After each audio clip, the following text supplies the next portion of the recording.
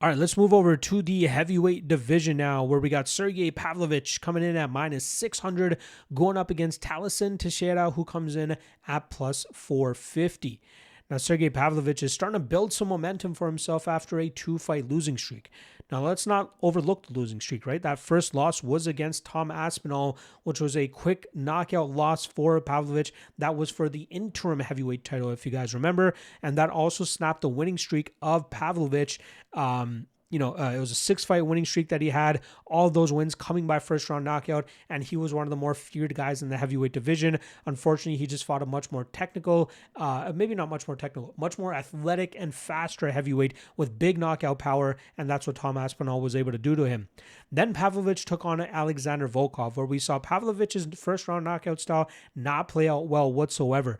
Volkov did a great job in terms of sticking Pavlovich from distance, maintaining that range, maintaining that reach, sticking and moving, and really just outpointing Pavlovich en route to a decision win. He bloodied Pavlovich up bad that night, and that really caused a shift in Pavlovich's game, which is why we see him a little bit more content with being disciplined and composed in his approaches.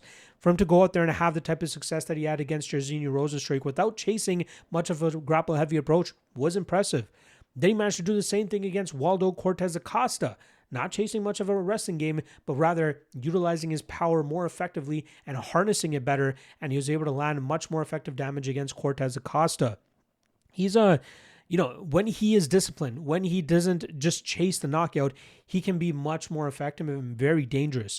And then even if he tries to sprinkle in his wrestling behind it, it's possible he can be effective from that approach as well. But seeing him mature some more, he was mature even in his run before coming to the UFC. We saw him have a handful of decision victories before coming to the UFC, but he started to believe more and more in his power, especially as that winning streak started to bloat as much as it did. But when he faced somebody that could actually eat that power, where he couldn't land the power first, that's where we saw him be like, okay, you know what? We need to be a little bit more disciplined and composed with our approach so we can actually beat these guys over the course of 15 minutes rather than just blowing the gas tank within one. Now this weekend, he goes up against Thaleson Teixeira, who had a meteoric rise to a main event slot against Derek Lewis after he won the Contender Series, then won his UFC debut in 35 seconds by knocking out Justin Tafa. Then he was given that main event slot against Derek Lewis where he got the Uno card pulled on him, right? He knocked out Justin Tafa in 35 seconds, so Derek Lewis knocks him out in 35 seconds. Then we saw Teixeira return back in January where he took on Tai Tuivasa, and that was one of the sloppier heavyweight fights that we've ever seen, especially after that first round, as both men started huffing and puffing big time. Teixeira's grapple-heavy approach wasn't working out that well for him, as Tafa did a great job with his grappling defense, but still, Teixeira was able to muster up enough control time to cause Tuivasa a ton of trouble. But still, there were moments where Tuivasa was a punch away from finishing Teixeira.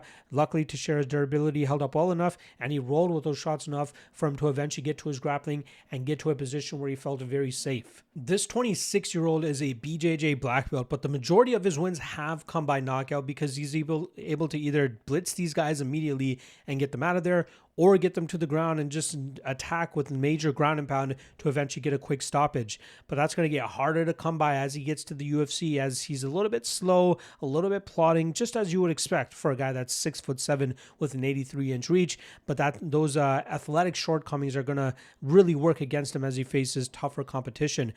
His durability is obviously a big question mark, especially with the way that he got knocked out against Derek Lewis. Taking into consideration, though, that Derek Lewis is, the UFC leader in knockouts, that is one thing. So we'll have to see what other guys can actually clip the chin of him and get him out of there. But he's a guy that could have some success, right? The heavyweight division is very flaky. It's very fragile in the sense that you could just go on a quick knockout streak and find yourself in a title fight. Or in the case of Teixeira, you get the first knockout in your first UFC win and you're thrusted right into a main event. So it's possible he could have that type of difference in his game as well. Now here against Pavlovich, it's hard not to go with Pavlovich, right? Tougher strength of schedule. He's much faster. He has crazy knockout power. He's going to be able to stop the grappling of Teixeira. Teixeira, of course, has a puncher's chance to win this fight, as is any case in the heavyweight division.